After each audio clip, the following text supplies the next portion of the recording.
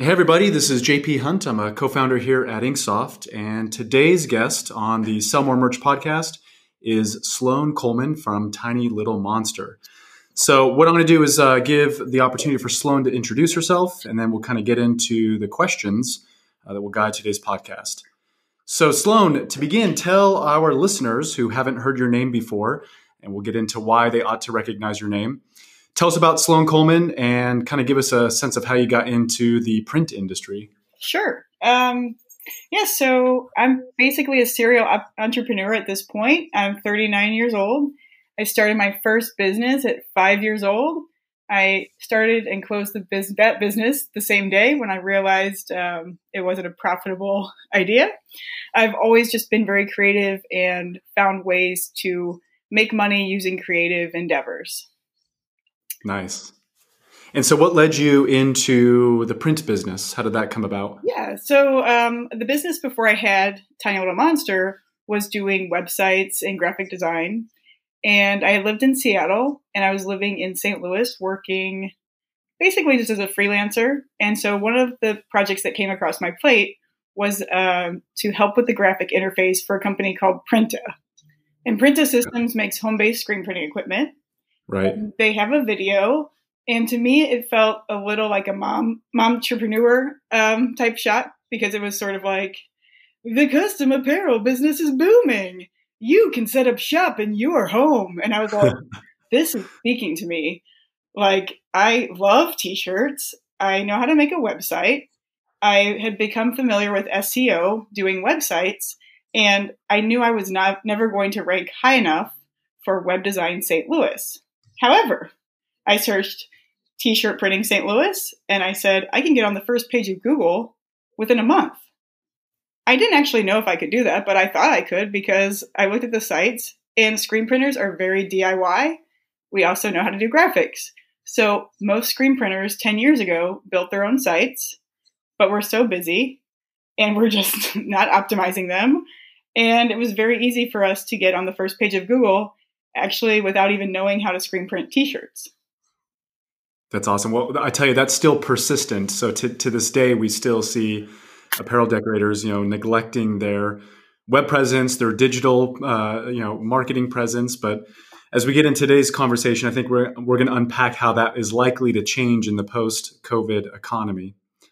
So Sloan, do me a favor, in terms of setting the stage here, tell us about Tiny Little Monster in terms of like the composition and profile of the print shop, breakdown of the processes you folks offer, who you serve in terms of your customer base, just to really set the stage here. Oh, sure. So we are a community-focused print shop. Our core values are more in the fun, authentic, creative realm than manufacturing.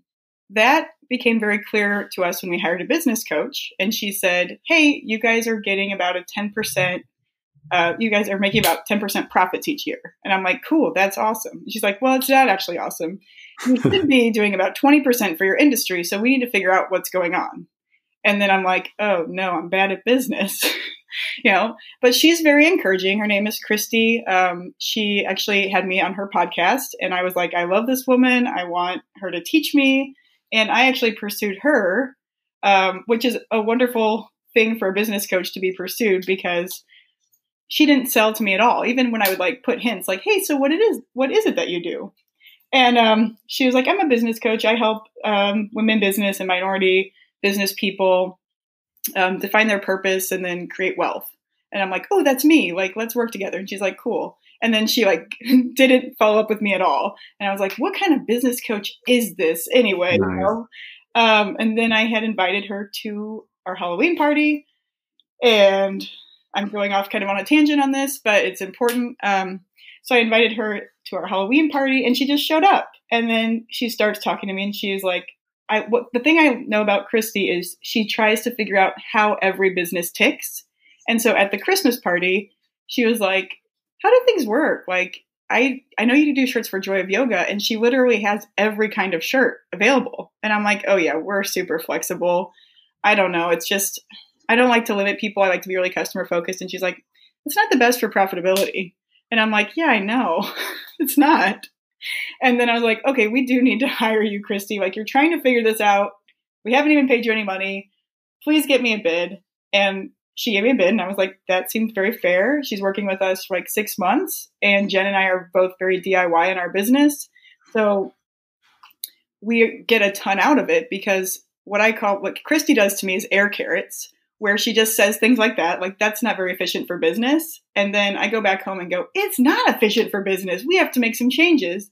And I act so quickly that the next time she comes in, I'm like, I did this and this and this and this. And she's like, oh, you guys are pretty awesome. You guys Nice. are, you guys are very attentive and receptive to change. And I'm like, oh yeah, like change. I'm great with change. Like, you tell me something's not working, next day I'm like, new policy. So, Christy was actually the one that told me about how to make the web stores more cost effective for us. And she said, you're going to have it be one product, one print location, one ink color, because those are the jobs that are profitable for you, right? I'm like, yes. She's like, and you're not going to just print all black shirts, because then when they come in for sorting, that's going to be harder potentially. And I was like, yes, like I love color. Nice. Like, we'll have colorful shirts. And then she's like, and you'll still allow for people to have the customization they want, but you won't overwhelm them with options. And I'm like, right, Christy. So then when it came time to develop this program, I just followed all the air carrots that Christy had left for me, and was able to clearly figure out the program, and then also understand that, sure, some shirts we're only going to print like 3 of, but other shirts will print 200, 300 of, and the average will make it worthwhile. And that's a true lesson from investing too. You're going to buy stocks when they're high or low, but dollar cost averaging is all that matters. So I'm glad you suggest that. Well, Sloan, you've hinted at the program, you've hinted at stores, you've kind of clued in that there's something more to unpack here. So really the main thrust of today's podcast is really breaking down what has been now referred in our industry widely as the Here for Good local community fundraising program, which I'm going to give you all the credit in the world for being the brain trust and the inventor of. And I can tell you there's many decorators and print shops across the country who are thankful for this movement that you helped initiate. So let's do this. Let's assume some of our listeners have never heard of the Here for Good fundraising movement. And I've moved beyond initiative, and we're now referring to it as a movement because it has some real gravity and it accelerates almost daily. So do us a favor, kind of give us a sense of the Here for Good sort of fundraising framework, break down the steps and the process that's involved, and kind of share the best practices that that you see. Sure. So the easiest way to explain it is it's $20 t-shirt, $10 to the local screen printer, $10 to the local business. 100% of proceeds benefit local business. That's the key thing for me, is that you're supporting 2 businesses, getting one awesome shirt, and we're also sending money to those businesses weekly. And it's not gift cards, it's actual funds, and they can do with those funds what they need to do. But we're also being very transparent, and we're posting how much everyone is earning. So there is a need to be forthright with your staff. Like if there's a restaurant and they've raised $3,000 and they haven't given any to the staff, then I expect there to be a conversation about that, just right, so that the business can have open communication with their staff. Because for me, that's so important for us, because as we've sort of failed very quickly as the rug was pulled out from under us. Our staff began to see, oh my gosh, I feel really bad for Sloan and Jenny. right. They have all this debt, and it's just me, and like I'll be able to get through. And I'm going, hey, when my check comes in, when my COVID cash comes in, like I'll give you like $100. And they're like, no, you keep it, like you have bills. So I'm like, well, like I'm pretty sure I'll be able to make it. Like I've got some savings. Like, can you get groceries? And it's just funny that my feelings are always on other people, and like, how do I help them? Because I have 100% confidence in myself that I'll be able to make money, but I also just feel that I want to help other people so much more than I even care about helping myself. And, so it seems like that was kind of the catalyst. That thought process was the catalyst for this fundraising, again, movement. So share with us, what was kind of the light bulb, the trigger moment to say, okay, I can use technology, use my know-how to serve my community. Give us a sense of that light bulb moment? Well, it wasn't just one moment. I mean, I guess it was a light bulb moment that I had when I figured it all out, but it was a process of going to ShirtWeb and reading and books. And I just felt like I had insight to the last 10 years of my journey all coming together and going, no, web store. Okay. Because I knew it was web stores and I knew it was community-based shirts because community-based shirts have been big for a long time. I personally am very over them because I've been seeing them for so long, but they are very popular. So I knew it was community-based shirts. I knew it was fundraiser. I started doing the InkSoft store fundraiser individually for each business. And I only could do like 3 a day because I'm very slow with them and I want to get the marketing language and I want to make my placeit images. And I just want to do them like so well. Right. So well to make them very professional. If I was just trying to throw one up really quick, I could do it in 20 minutes, maybe less. But the way that I do them, and I also kind of have trouble focusing, as you're probably picking up on, just takes me a long time. So I did 3 that day. And Jen, who's my partner in business and in life, she said, hey, why aren't you making these stores faster? We got to go, go, go, go. Nice. And I'm like, yeah, we do got to go, go, go, go. If it was just one store, then we could go, go, go, go. Plus, we would get all that good mojo from other communities. And there's no shame right now in being in trouble because we're all in trouble. The whole world needs a fundraiser right now. So I was like, exactly. Here's how it's going to work. And I came up with Here for Good, but it was going to be Here for Good Maplewood because I'm from Maplewood. And I love rhyming and dad jokes. And I knew that wasn't that good. I was like, Here for Good Maplewood. And I'm like, bleh, don't love it. But then I was like, well, we could just do Here for Good. And then that was going to be the idea is that we're going to do Here for Good, different neighborhoods in St. Louis. That was going to be our community shirt. And then we're going to do individual stores for fundraisers, as we always do. But for this one, I was like, combine the 2 ideas. And that phrase, I believe, is called idea sex. And we had idea sex with those 2 ideas. And that's how Here for Good was launched. But then I took the step of being a business owner and going, if you want me to do this, you have to make it very simple because I do not want to pick out hat colors right now. I do not want to decide what color of shirt or what neckline is going to be good for my audience. I also don't want to have to make decisions about design or what the shirt's going to say. So it's just going to be the logo. And I was like, you know what? Logos are great because it doesn't say anything about COVID right now. It's just a shirt to celebrate your local business. And so businesses are scared to make shirts with their logo because they just don't think they'll sell. And from your, to that point, from your interaction with these local businesses and with this program, I mean, what's been the reception? What surprised you about the reception? Well, the biggest thing was that people didn't want us to print their shirts because they love their local screen printer, which I thought was amazing. And that was actually the catalyst for me going, oh no, we do not want you to break up with your local screen printer. I mean, if you have a good relationship with your local community-based creative, screen printer, please, we love those people. We never talk to them because we're introverts and we're kind of in our heads a lot, but yeah, definitely. So then I was like, why am I not sharing this with other shops like me, like myself? And so then I was like, I'm going to start sharing it. And then I was on the forums and I was raising my hand going, hey, I got an idea. And because I'm an introvert, I won't say because I'm a woman, but maybe, but because I'm an introvert, I was pretty much ignored. I would get 1 or 2 likes. This was 3 weeks ago. Right.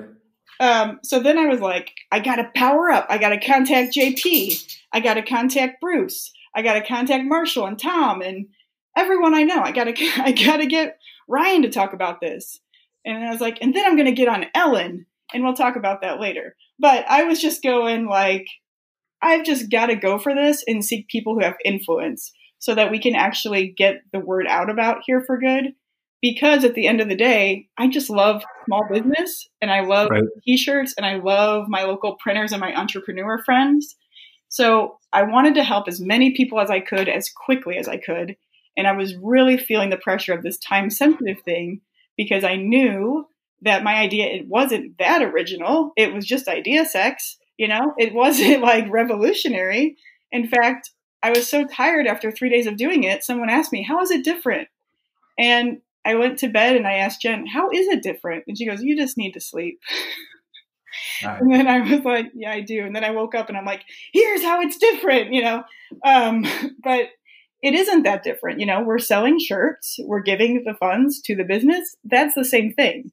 The flip is really that we're promoting it with the business and that we're sending funds weekly and that there's no minimums and there's no risk. So you can sell one shirt, you still get $10. Also, there's no like contract saying you have to print with Tiny Little Monster for the rest of your life or your next run or anything. All that we're saying is we're going to support you because we love you. And also, we're going to share this idea with everyone to prove that we are 100% authentic, because that's a value of Team Tiny, and that we're just problem solvers and creative. And I think, to underscore what makes the program unique from my view, because we've seen fundraising stores and the community T-shirts, as you've mentioned, for ages, nothing new.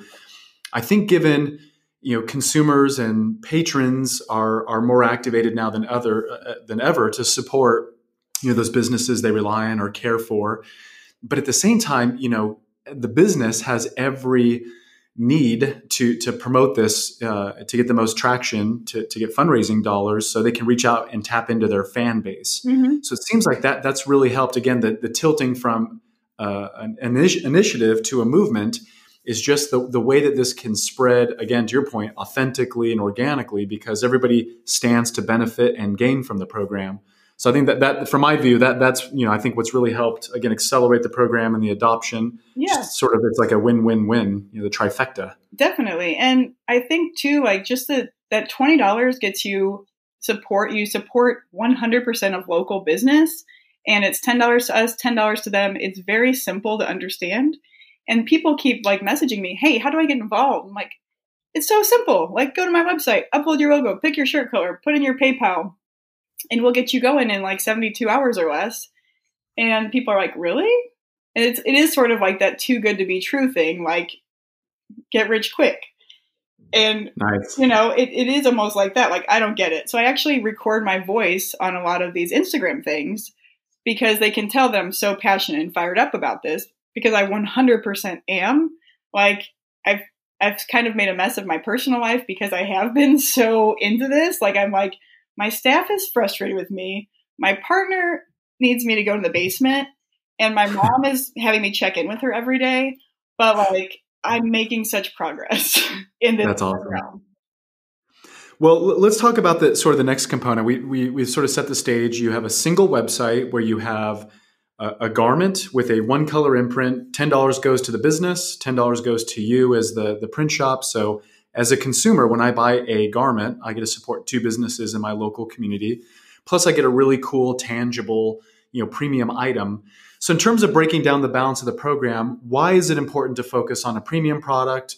Why consider a custom, hang tag or print tag or something that sort of commemorates this movement?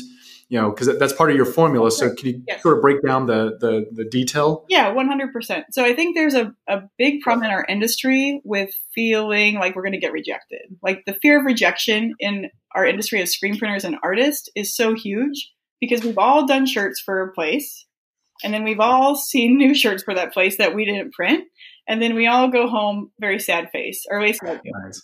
And I was like, what is with that? Like, if I went to Taco Bell and I had a cup for McDonald's, Taco Bell employees would be like, that's fine. Like, everybody goes to McDonald's. But it's because it's this handcrafted thing. But then I'm a big craft beer fan, and I know like Tom Ron is as well. And what you see in the craft beer industry is those guys love each other and they support each other.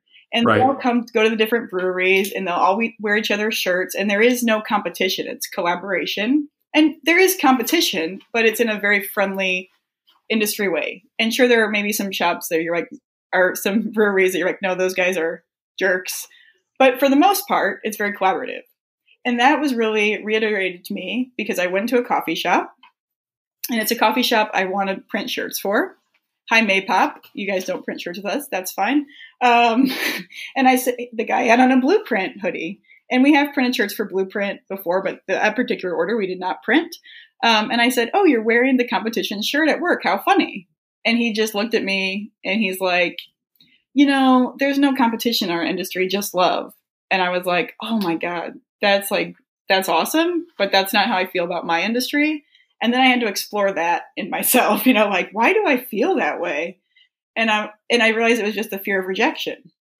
So why I wanted to do an upgraded product was I wanted to show that there's a difference between your basic cheap shirt that people think like is what you get, like a basic tee.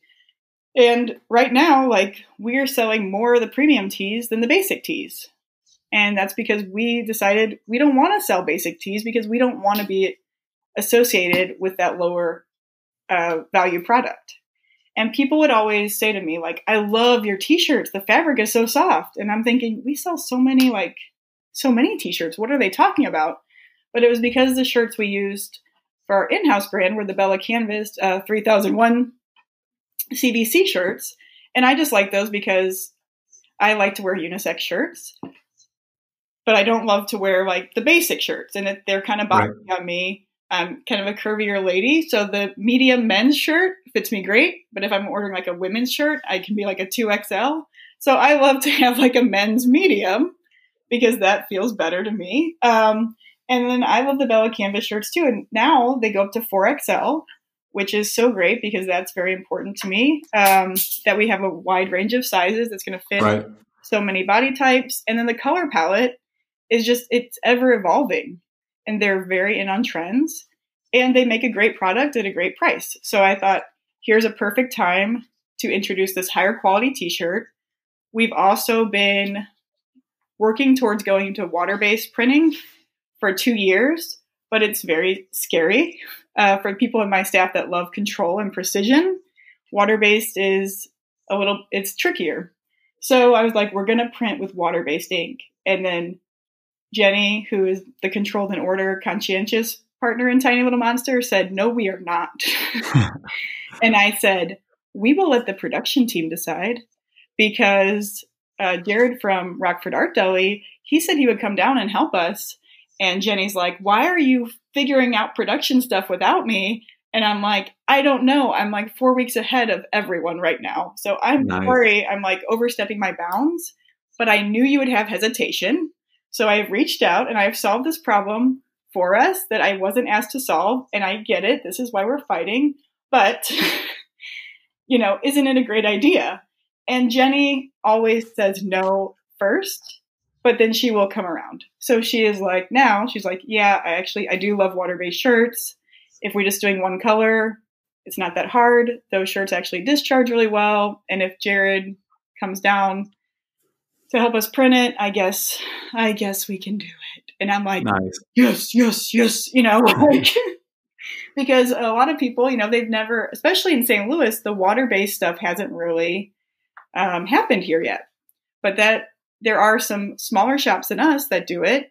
And I see them getting a lot of the cool brands that we want to work with. And water-based I think it's easier maybe to do in a home-based situation because you can let it air dry over time. And if you're doing like the smaller runs, one color, it's not that difficult. Well, it's still difficult. I'm a terrible printer, but it's not as difficult as whenever you're doing like the 7 color water-based jobs that are really tricky. Right. Sloan, you mentioned something that I think is worthy of unpacking a little bit. And this is something that I've seen sort of in this COVID economy that we're all contending with. You mentioned, the coffee shop, the barista mentioned, no competition, just love. And my experience in our industry has been very interesting to this point of competition, meaning so many decorators will talk about maybe the equipment they have, and they're so happy to post, social of their new equipment they're receiving. And, there's maybe no secrets as it relates to what M&R manufacturers or other manufacturers are offering, right? Mm-hmm. But when it comes time for marketing programs that are successful and that are working, nobody wants to share the secret sauce, right? So there's just been this really interesting balance of what our industry is willing to share as best practices or good ideas and collaborate, and a sense of, hey, we there's enough business to go around. And when you develop maybe even an interesting production technique that you think is again secret sauce, you're not so willing to share it. So what I've seen in the past couple of weeks, again with COVID, is people reaching out actively to say, hey, JP, here's something we're doing that's working. Get it out to the rest of InkSoft users or share it with the community at large. Whereas in the past, I'd ask to feature or spotlight somebody that is getting major results, and it would always be no. Hey, we'd rather not tip our competition off. So with that said, do you see any changes, post COVID, in terms of the way our industry will collaborate and share and maybe embrace ideas at large? Do you see any changes there? Yeah, I think that, there should be changes in there, because we're not going to be able to survive against really big corporate if we don't share and we don't figure out what's working, and we don't figure out like Marshall came to my shop, Marshall Atkinson, which I know he's done work for InkSoft. And he was like, you're more of a marketing company than a manufacturing company. He's like, look at all this branding you've done. Look at your website. Look at how you present on social. And I'm like, oh my gosh, we are a marketing company. We are a marketing company, but our message is printed on t-shirts. And that really is our strength. So we're not the fastest printers. We don't even want to be the fastest printers. We want to make awesome shirts. And I think Marshall, the Shirt Lab guys, they really set the tone for that collaboration. So much, in fact, I reached out to people I had weird things with, and I just told them, hey, I see where you were at, and I see how we were not yes-anding you. We were saying no. And I get that you were on this path of being an entrepreneur and an influencer, and that you needed us to yes-and you. And we didn't. So I'm thinking of it as more like improv, and how when you're dealing with entrepreneurs, that's a lot different than dealing with somebody that just wants to get some logos on a shirt. So that's a really good point. Yeah. So I think that our business can really focus on serving nonprofits and serving entrepreneurs who have social media influence, because I don't have to keep saying no, no, no. I can go, oh, and what if we did this? A live print event, with a punk rock show, and we have a photo booth, and we get our taco truck, I want to do that sort of thing with people, and not be like, no, how about just one color? Because you're budget. Right. Which I think is still important. And that's sort of how we were operating before, is people would come to us with these harebrained ideas, and sometimes they are not profitable, but we just need to direct them to the design studio and be like, knock yourself out, as many colors as you want. Here's your print regions. Go for it. But then other people who act once you see what they're all about, you can go, oh, and I've got some ideas for you. And then you just share those ideas. So a lot of these ideas are from James Altucher. He wrote Choose Yourself. He's got a podcast. He is amazing. He's pretty much my biggest influence right now in terms of business books. And I don't really see him being mentioned at all in the screen print world, but he talks about creativity as the new currency. Very interesting. We'll make sure to link that content, below the blog post that will be associated with this podcast and in the podcast notes. So nice to turn our industry on to some thought leaders and new perspectives. So thanks for calling that out. Sure. All right, Sloan, here is the time where I'm going to ask you to call out some of the marketing tips, maybe even distill it down to the top 3. So I think most people get this Here for Good fundraising movement. They get the mechanics of it. But if you were to focus on 3 go-to-market, marketing strategies, what would those look like to get the most, from the fundraising, movement, so you can cut the biggest possible check back to the coffee shop or the local brewery? So from your perspective, what is working and what should I focus on, given maybe my staff is limited, my resources are limited? How do I really hone in to get, get some momentum? Well, the first thing you want to do is establish who are your top picks in your area. So you want to figure out your top 10, and then you just want to be relentless in reaching out to them.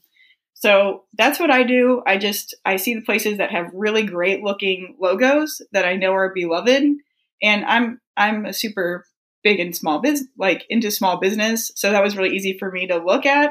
But then if you're not, just go on Yelp and see who has the most reviews for food, and See what the kids like.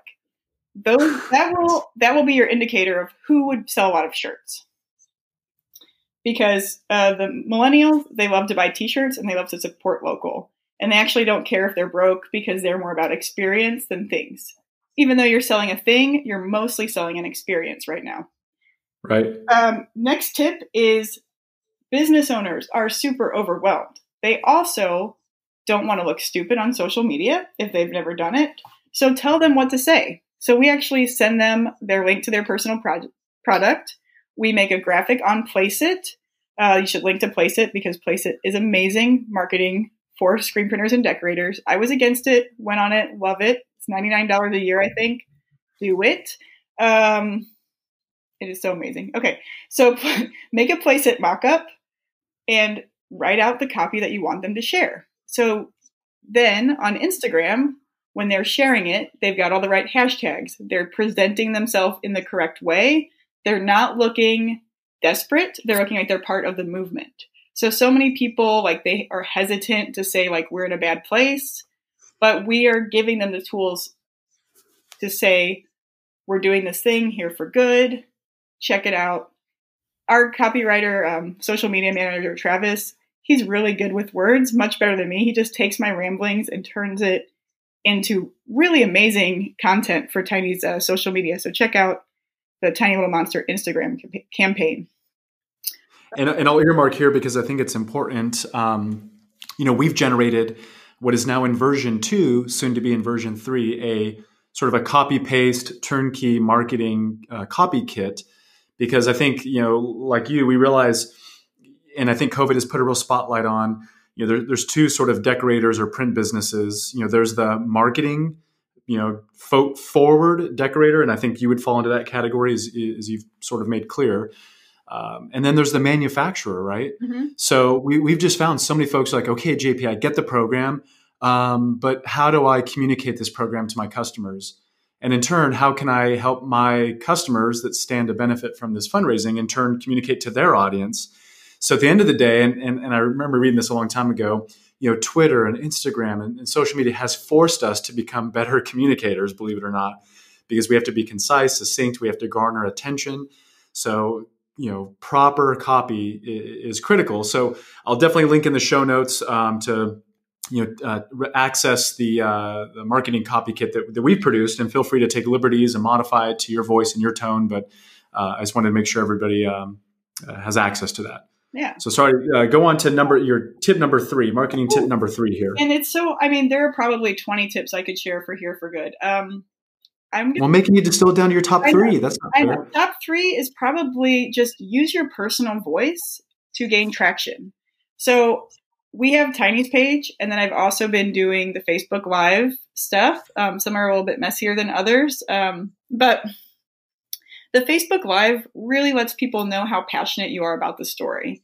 So using that, you tap into all of your contacts, and they, especially if you haven't been on Facebook Live ever, they are interested in, like, oh, what is Sloan doing right now? Like, right.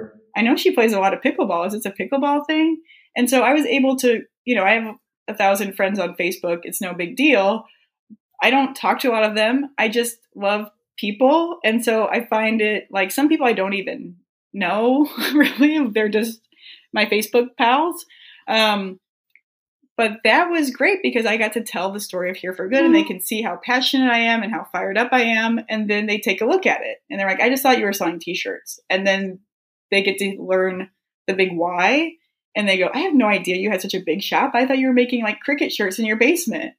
And it is funny because now people know about Tiny Little Monsters so much more than they did before. And I'm not even like at work, So it's pretty amazing. Yeah, pretty amazing. So reach out, Facebook Live. Just use my bonus tip is just be very experimental and get on all the social media. Get on TikTok right now.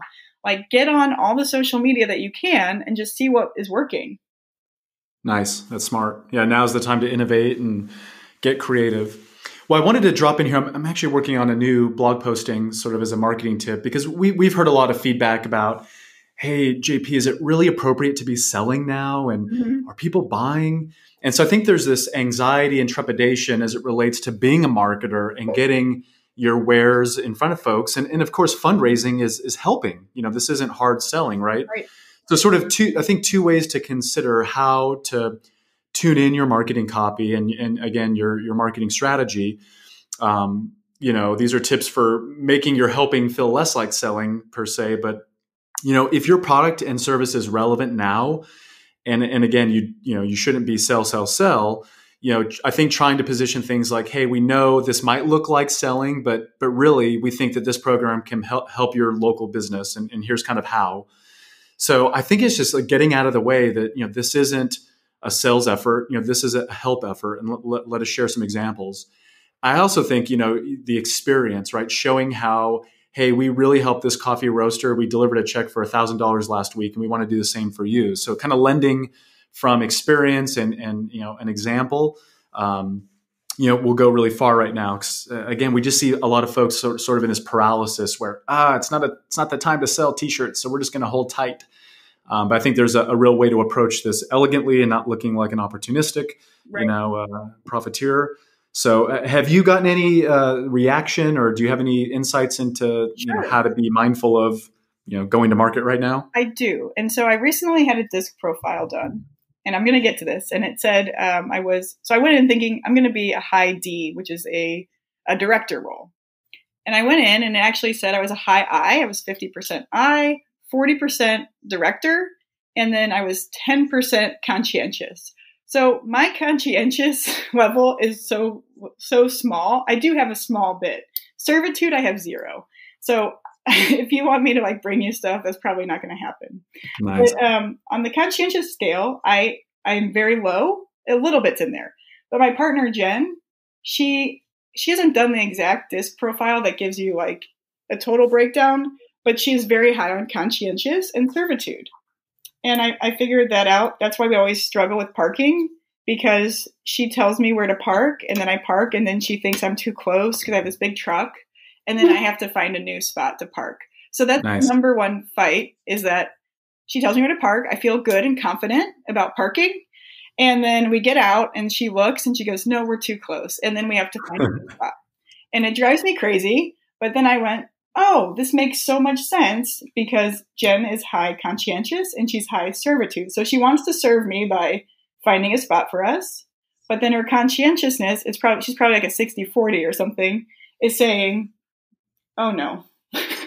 Yeah. What about other people? How will this affect others? And I'm like, let's go. Like, let's eat. I'm hungry. Like I'm directing and I'm influencing. And then I'm back in the car finding this spot and then we're fighting. But it's a good fight. Like, it's a fun fight. Nice. But you'll see that like in your relationships, a lot of the ones that I know are happy marriages have this high DI, or just opposite on the scale. And we're actually really struggling right now with COVID. And I think I'm looking at my neighbor, Eric, and his wife, and I go, oh yeah, he's a DI and she's a CS. And everyone is just at each other's throats because they have this opposite thing. So I will tie this back into what you're saying. So when we came up with this program, Jen said, I don't know. I don't feel right about it. People want to know how much we're making.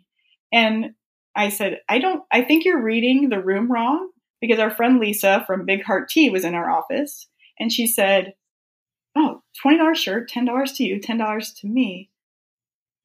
What are you? She's like, what does a shirt cost? And Jenny goes, well, a shirt costs. I go, we're doing just fine, Lisa. You don't need to know all of our industry trade secrets. Nice. And then Lisa leaves and Jen goes, people want to know how much we're making. And I said, no, she wants to know that we're okay. And then Jen goes, oh, I totally read that wrong. And I was like, yes, you did, because you have a guilt about making money. And then she goes, I do have that guilt. And I was like, and that comes from your childhood, because your parents would say rich people are crooks and rich people, don't care about people. And I was like, and my family, they're entrepreneurs. So they were like, make money, give people jobs, have a good life. So I think people have that fear that they're going to be seen as like it's a money grab or just all the negative stuff. I have 100% courage and like very, very low conscientiousness.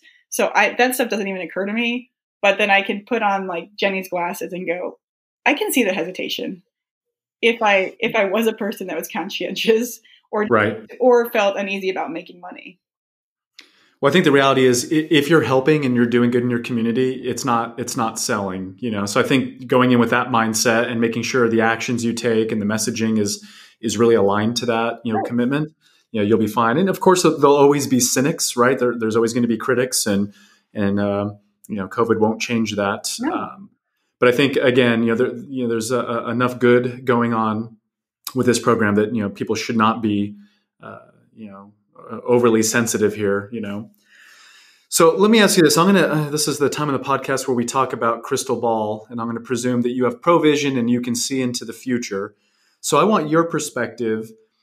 Here for Good is a movement, and it's a movement that has garnered the attention of corporations, these big e-commerce focused, digital marketing focused marketing agencies known as Teespring and Custom Ink and others. They're embracing the program and trying to go national versus focusing on their region or their community.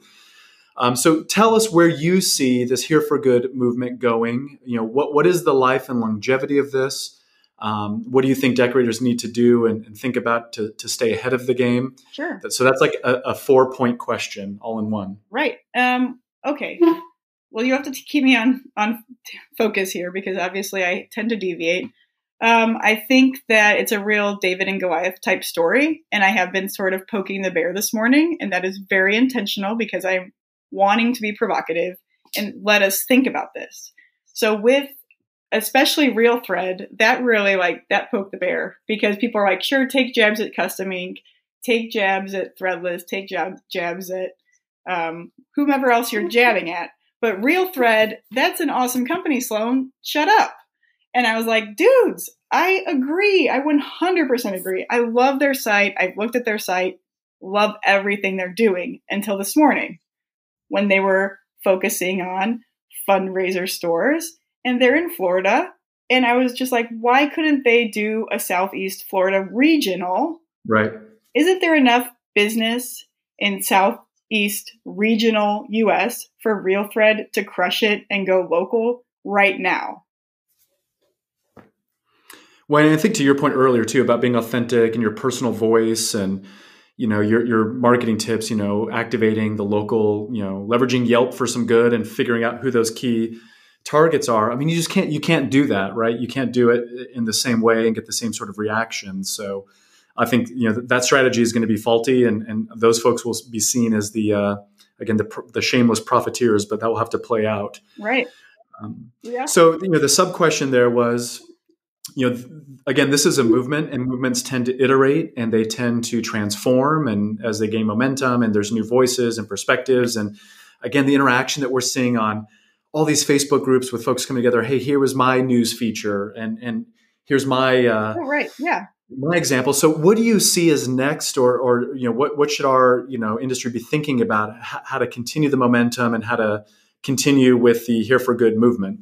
Well, that's the thing. I think last week I said to my team, I'm sort of bored with this Here for Good thing. And they went, and I was like, but don't worry. That just means I'm going to come up with 10 more ideas on how to make it interesting.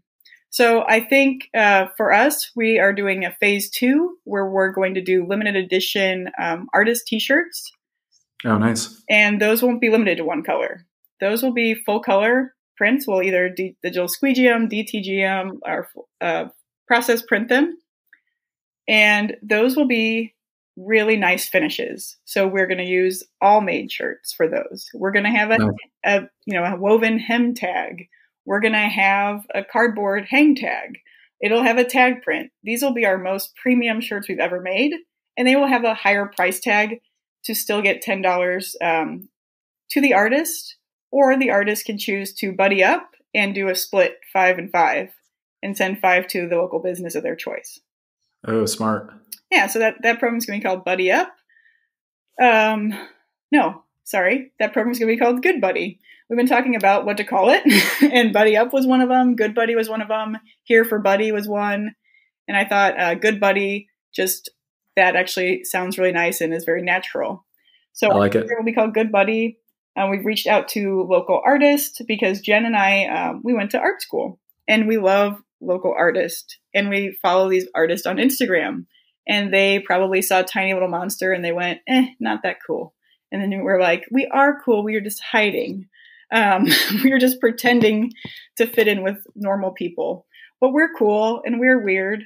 And so these artists have seen all the good we're doing for their local community and their local places they like. We've got some street cred, I guess is what the kids would call it. And we also have a lot of artist friends who are now a little older because we're approaching 40 very quickly. And these artist friends realize their values are more in getting their art out there, and they understand influence, and they would also love to make $10, or maybe they would love to donate the $10 to the business, or maybe they want to split it. We're very flexible. So that's going to be part of phase 2.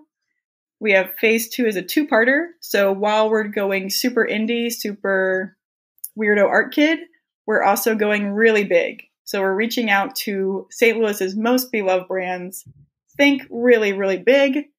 That's who will be part of our phase 2. And then phase 3 is all chaos. I haven't even told my team because it will melt their brains.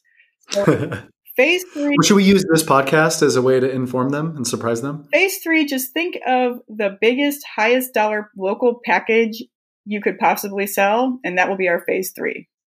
Ooh, I love it.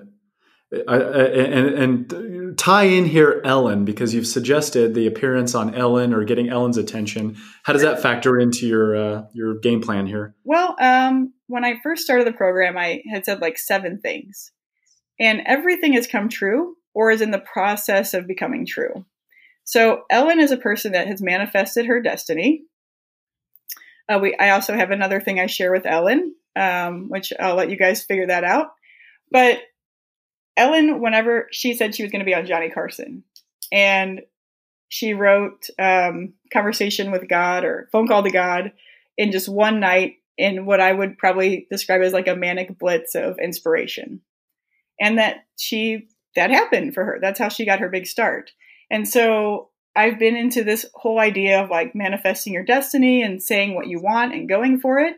So I came up with Here for Good, and I made a declaration to my team. And I was getting pretty hyped up, and I said, we're going to roll this out. We're going to raise $10,000. We're going to sell, I don't know what I said, 200 shirts or what? I can't do math right now. We'll sell 500 shirts. I will get InkSoft and Printavo and Ryan and ShirtLab. I will get those guys to share my message. We will have articles written about us. We'll be on the news. People will be interested in our story. We'll put Tiny on the map. I'll get down into the 170s because I was 190 earlier this year. And we will be on Ellen. And then I threw my pen down like that. And they went, nice. Woo! And then they're like, my partner Jen is like, you freaking lost it. And then I go back to my desk and then I go to sleep, and then the next day my friend messages me and goes, hey, I sent your story to Ellen. And I went, wait, did I tell you about Ellen? And she said, no, this is just the kind of story Ellen loves. And I was like, oh, okay. Like, that's really awesome. Because that was my number one goal with this. And then she's like, yeah, I have a friend. And then Ellen just keeps coming back up. So another person was like, I sent your story to Ellen. I happen to know the producer. And I'm like, ooh, amazing. Like, so amazing. And I've had some calls. It's not confirmed. And so I'm probably not even supposed to be talking about it, but I'm manifesting my destiny here and putting it out there and causing that, swirl of positivity to just get me there. So yeah, that is my number one goal. She's my president. So love it. Yeah. And imagine the attention, when we talk about, the viral effect, and imagine the spotlight, using her celebrity and personality, to gain traction on, hey, consumers, you love that local restaurant, right? Your local craft brewer or micro, coffee roastery. There's a likelihood that they might not survive this. So activate and get out and help. Right. And then, of course, there's many ways to do it, right? Buying a garment is one path. Buying a gift card might be another path. Picking up coffee at curbside is another. But, I don't know that so many consumers are aware that, when you talk about Here for Good, I think that might fly over some heads. I mean, the reality is, to your story, we want these local businesses to be a fixture of our community forever. Right. Like it's scary to think that I can't roll up to Maverick Coffee and get the honey lavender latte that I so love. So I have to make that decision, right? Well, maybe I can help out, and how. Right. So I think that's what is really driving, again, the movement is the human condition and nature of being activated to help in times like this. Well, the other thing it did for me, JP, was it made me realize how connected this local ecosystem is. Totally. So I swore off Amazon. I have ordered some things off Amazon, but I've ordered way less crap from Amazon than I normally would, because I'm trying to figure out, where do I get this weird, where do I get my nutritional yeast? And I'm like, I got to go to the health food store to get my crazy like hippie products that I purchased. Nice. But I'm like figuring out ways to buy things locally, and it's so much more satisfying. So I'm kind of a budget shopper, but now I'm just going, this coffee is roasted here and they're on Here for Good. I'm buying this coffee. And totally. And this beer, they're on Here for Good. I'm buying this beer today. Oh, and this frozen waffle, this is made in St. Louis. Like, I'm buying this waffle, and this seems so much better because it's actually very healthy and it's made by nutritionists, and this is amazing. And holy crap, St. Louis has so many amazing entrepreneurs out there, but we're not talking to each other because we're running our businesses, and we're, stuck in this e-myth kind of landscape where we're running our businesses ourselves, and we can't get out there and tell our stories. Totally. Well, Sloan, I feel like I've cannibalized enough of your time, and I know you've been super in demand and busy supporting this movement, and you are all over the place. But let's do this. I'm going to have you close us out and sign us off. And for those folks that are interested in the movement, they want to participate, they want to learn, they want to see how things evolve, this is your time to sort of call to arms. Firstly, why should folks care about this and embrace it? And secondly, how do they get involved? Talk about the Facebook group. Talk about how they can tune in and stay up to snuff with what's happening. Sure. I think the best way to get involved is to actually register on my website. So I'm not doing a lot with that right now, but there will be a larger movement happening that will be an aggregate of all of the approved Here for Good stores. So those are people that I've checked out what you're doing it correctly, you're not doing gift cards, you're not doing vinyl, and that you are acting with love, and you're not acting with dollar signs. So nice. Those will be part of a larger project. And register your site, because I've had over 1,200 people check out the rules of Here for Good, but less than about 5% of people have actually put in their email to that campaign. And so that's how I can look and check you out and see if you are Here for Good stewards, or if you are just a Here for Good wannabe, I guess. Pirate. Call you out. Pirate. Yeah. So, and it is an easy enough program that I understand, like, not wanting to fill something out because you think I'm going to send you an invoice, or, I don't know what you think. I'm not that organized. Like, I would never send invoices, and people are like, do I owe you anything? I'm like, no, just like be nice. If you would like to send me a t-shirt, I would love a t-shirt, size medium, Bella Canvas, please. I'll post, nice. You can Google my shop and just send it there. And that would be amazing. There will also be an official Here for Good printer shirt. All Made donated 100 shirts. So the first 100 people with the sizes we have will be able to go on and get the Here for Good All Made official t-shirt.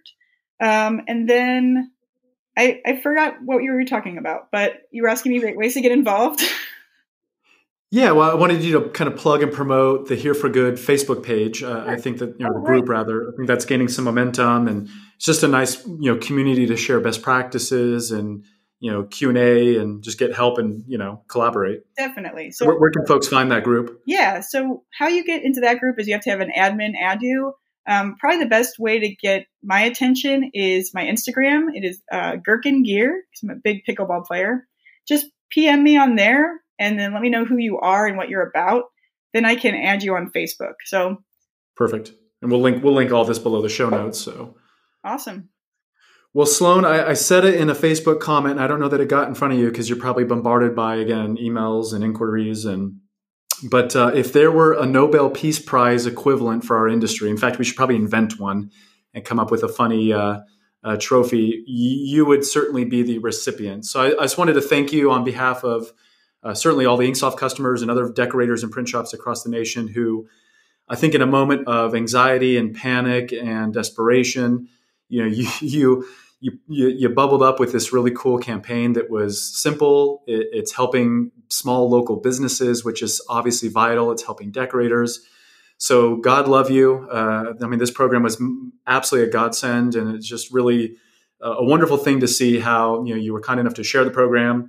And again, it's turned into from an initiative and a program into a movement. I think it's really awesome to be a witness to all this. So thank you so much. Yeah. Hopefully that was enough brown nosing, but really, shoot, awesome job. You can brown nose with me all day. You were on my list of influencers, and you also have a perfect voice for radio. Were you in radio before this? I was not. No. Are you saying that I don't have a face for TV? But your face is always so small. I don't actually know what you look like, but I think that you're probably pretty handsome. Well, thank you. I appreciate that. Well, Sloan, thank you so much for your time. Again, thanks for everything you're doing. And I'm really excited to see how this will evolve. And, from our view, fundraising isn't temporal. I think a lot of folks have been, hey, it seems like people already have Here for Good campaigns in my region. I'm not going to activate. But our view is that fundraising is just getting started. Fundraising's always been a thing. It's not like a trend. But think about all the organizations and teams and clubs and schools and just any organization. They haven't been in regular fundraising cadence. They haven't been generating revenues through normal channels. So they're going to need to spin back up to get back to life and to get, reactivate. So we think that, in terms of movement, fundraising is going to be a prescient thing. It's going to be something in demand for a long time, because it's not as though we return to life and business is back and revenues are back. It's going to take time to get, that business cycle kicking again. So let's certainly think, and stay top of mind. How do we, take this movement and extend it to other organizations as they do get back up? Because we all want to go back to, being participants at concerts and playing pickleball and, slamming pints with our friends at the local breweries. So it's going to be really interesting to see how this evolves, but hopefully we can be stewards of that. Yeah, it is really tricky right now. And there's a million ways to do Here for Good. There's also like the Here for Good Light, which is super easy. That's just one shirt design. You can have it on different colors of shirts, and then you pick the business the funds go to. So Shelby at Here for Good Tennessee, he really rocked that program, and he's made so much money on that, and it's amazing. And I did come up with that plan too. That was for my friend Here for Good Utah. The big print shop in her town got in touch with her, and they've changed the way that program is working. Actually, from your InkSoft post, that the print shop saw Here for Good Utah as one of the starters of it. They reached out and said, we want to do this program too, but we want to do full color t-shirts. And I don't exactly know how it's working, but the Here for Good Light model is just one design and then different shirts. And then you select which business the funds go to. It's a much simpler program.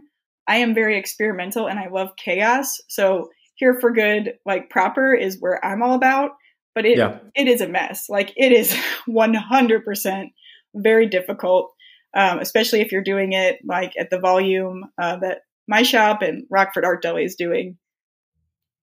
Totally. Well, Sloan, again, thank you for taking the time to join us for the podcast. I know we're working on another interview too, and we'll just continue to stay in touch and, again, bring best practices and success stories forward just to keep everybody motivated and tuned in. So keep up the good work. And again, thank you from, I think, the entire industry. We really appreciate the efforts. Awesome. All right, Sloan, I appreciate it. Thank you so much. Yeah. Until next time. Okay, awesome. All right, take care. Thank you.